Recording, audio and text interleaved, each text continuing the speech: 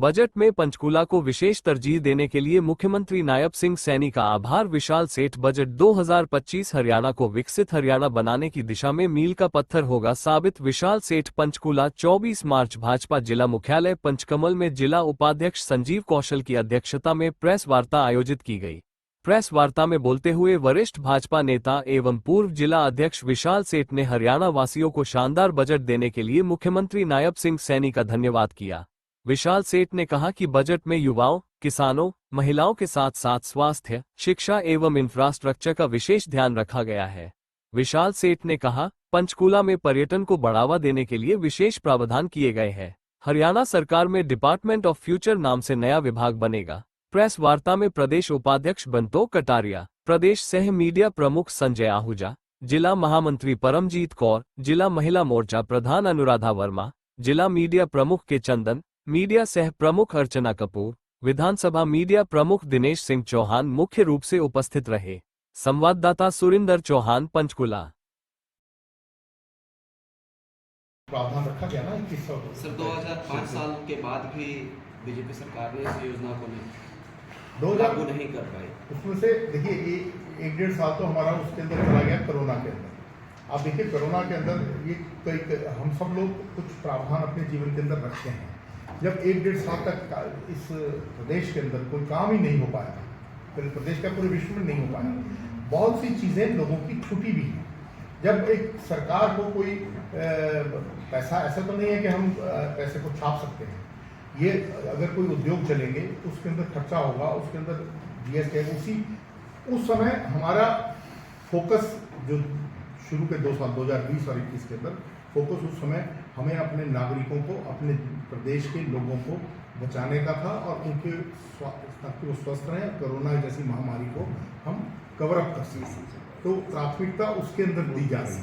तो कुछ पैसे का अभाव के कारण कुछ परियोजनाएं कुछ छूटी थी जरूर, किंतु वो जो परियोजनाएं अब छूटी, अब उन परियोजनाओं को उसके लिए प्रावधान तो पुनः कर दिया गया। 1400 करोड़ का घोटाला सामने आया है नगर निगम और नगर निकाय अधिकारी ऑडिट में ये खुलासा हुआ है। देखिए ये जो खुलासा हुआ है, अगर इस खुलासे की गहन जांच होगी, जो भी अगर उसके अंदर अगर हमारे कोई भी अधिकारी किसी प्रकार से भी उसमें संलिप्त पाए जाएंगे, उसको इंक्वायरी का it is a matter of inquiry. 1400 crore का अगर उजागर भी किया है तो इसी सरकार के लोगों ने किया ना, तो अगर वो पर किंतु उसको सत्यापन करना और उसके बाद there is a process to it. केवल मात्र आरोप लगने से ही आप एक्शन नहीं ले सकते। आपकी सरकार ने ही खोला सर? हमारी सरकार ने खोला, तो उसके लिए इंक्वायरी हो रही है। ये तो हमें हम कह ही रहे हैं कि हमने खोला है। उसके अंदर जो तो उसके लिए कल्प्रिट पाए जाएंगे उनके ऊपर एक्शन होगा। इसमें क्या दिक्कत है? सर, एक विपक्ष ने आरोप लगा। Sir, I had a question. Sir, Haryana के बहुत कॉन्स्टिट्यूएंसीज में ऑर्गेनिक फार्मिंग इम्प्लीमेंट करा जाएगा, बट एक्सेप्ट फॉर कालका। Sir, I was wondering if there is a reason behind it. नहीं, ऐसा नहीं है कि कालका क्षेत्र में कि कालका एक शहर की बात नहीं की। कालका विधानसभा के अंदर भी उसका ऑर्गेनिक फार्मिंग आई। ये 25,000 एकड़ से जो हम 1 लाख एकड़ के अंदर लेकर जा रहे हैं इसको ऑर्गेनिक फार्मिंग को, उसके अंदर कालका भी निश्चित रूप से आएगा। But the agriculture minister said कि अभी वो इम्प्लीमेंट नहीं होगा, बट नेचुरल फार्मिंग का वो भी ज़्यादा चलेगा। Sir, so that's why I was wondering कि अगर ऑर्गेनिक फार्मिंग बाकी कॉन्स्टिट्यूएंसीज में चले तो व्हाई नॉट इन कालका जब भी आएगी, फेज में आएगी, सब जगह आएगी। I had another question for the mother and child facility.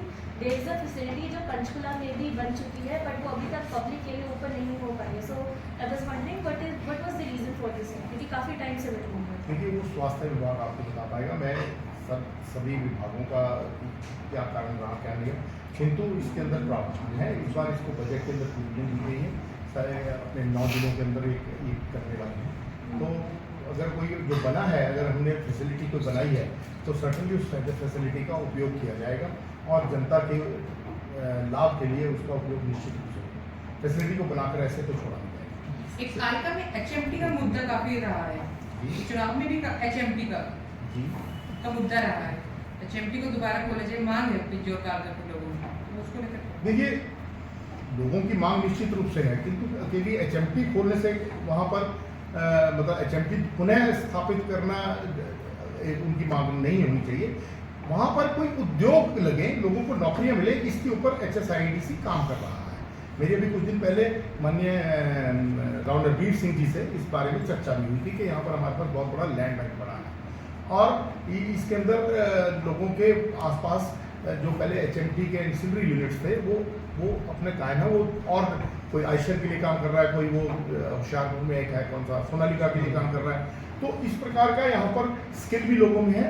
तो अपना इंडस्ट्री डिपार्टमेंट इसके ऊपर विचार कर रहा है। अभी कुछ दिन पहले ही मेरी बातचीत इस बारे में हुई है। तो यहाँ पर कुछ ना कोई उद्योग लेकर आएंगे, जरूरी नहीं कि HMT ही आए, कोई कुछ भी आएगा, कोई मतलब लोगों को रोजगार मिले, लोग उसके अंदर काम कर सकें और अपनी जीविका कमा सकें। सर एक 2014 में भी बीजेपी सरकार ने ये वादा किया था कि IMT और औद्योगिक क्षेत्र जो है वो खोली जाएगी, लेकिन 10 साल बीत जाने के बाद भी हरियाणा में एक भी औद्योगिक क्षेत्र नहीं खोला गया। अभी आपने कुछ देर पहले ये बताया कि 10 से ज़्यादा औद्योगिक क्षेत्र हरियाणा में खोले जाएंगे, टाउनशिप्स, इंडस्ट्रियल टाउनशिप। तो सर 10 साल पहले भी ये वादे थे और 2025 में भी ये वादे। ठीक बात है।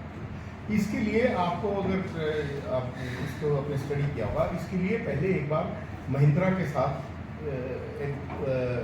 कुछ एक करार भी हो रहा था, किंतु कुछ थोड़ा एम्प्लॉयज़ को सेटलमेंट नहीं हो पाई उनसे कि जो HMT के एम्प्लॉयज़ हैं उनको वो लेने को तैयार नहीं थे और लोगों की मांग थी कि जो हम HMT के एम्प्लॉयज़ हैं हम लोग महिंद्रा के ऊपर काम करें। कुछ इस प्रकार की कोई एक कन्फ्यूजन थी इनमें, तो जिससे वो करार सिरे पर नहीं चढ़ पाया।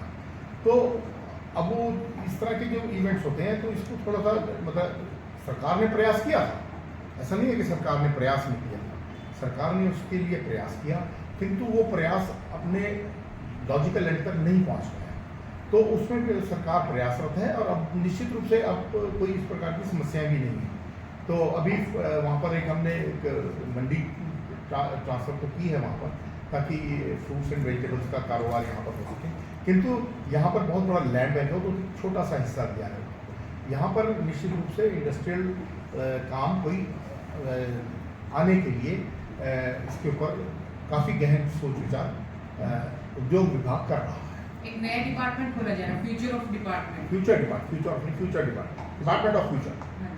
उसके बारे में थोड़ा सा बताइए क्या? मैंने भी बताया ना, डिपार्टमेंट ऑफ फ्यूचर एक इस प्रकार का डिपार्टमेंट बनेगा, क्योंकि आजकल बहुत तेज़ी से चीज़ें बदल रही हैं, आपके लाइफ के अंदर चेंजेस इतनी फास्ट आ रही हैं, आपकी आवश्यकताएं बदल रही हैं, आपकी ज़िंदगी बदल रही है, और जब चीज़ें बदलती हैं, सिस्टम्स बदलते हैं, तो आपके जीवन में नई नई चुनौतियाँ आती हैं।